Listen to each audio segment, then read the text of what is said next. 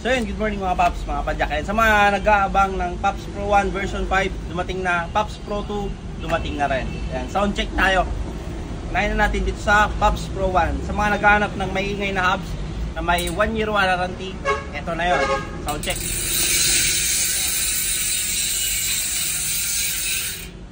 Napakaingay.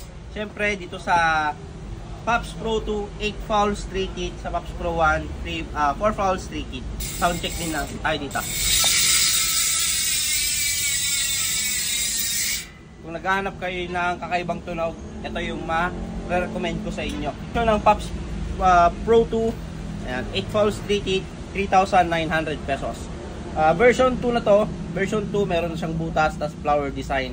Ayan, mas pinagaan siya lalo. Ayan. Pwedeng true axle, pwedeng quick release. Itong harap natin, napakataba.